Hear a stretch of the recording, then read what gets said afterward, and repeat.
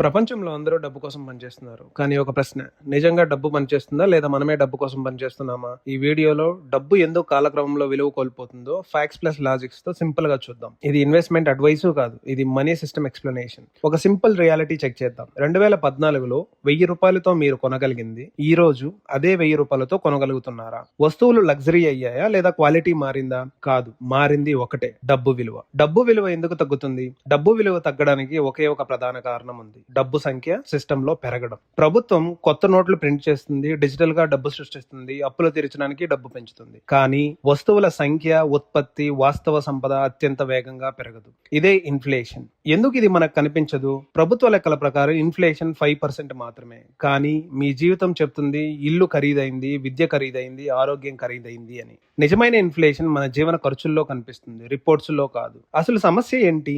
డబ్బు ఒక store of value కాదు, అది ఒక మీడియం ఆఫ్ ఎక్స్చేంజ్ మాత్రమే. అంటే డబ్బు నిల్వ చేయడానికి కాదు, కాలానికి ఎదురుగా నిలవడానికి కాదు. రోజులు గడిచే కొద్దీ డబ్బు శక్తి తగ్గుతుంది. ఇది లోపం కాదు, ఇదే డబ్బు డిజైన్. దీని వల్ల ఎవరు నష్టపోతారు?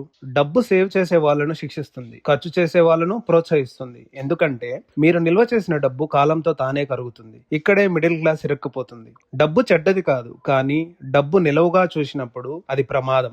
డబ్బు ఉపయోగించడానికి, మార్పిడికి, సిస్టంలో తిరగడానికి మాత్రమే, కానీ విలువ నిలబెట్టుకోవడానికి కాదు. ఇలాంటి విషయాలు ఎవరు సిస్టమ్ లాజిక్స్ తో చెప్పరు. డబ్బు ఎలా పనిచేస్తుందో నిజంగా అర్థం చేసుకోవాలంటే ఈ ఛానల్ సబ్స్క్రైబ్ చేయండి.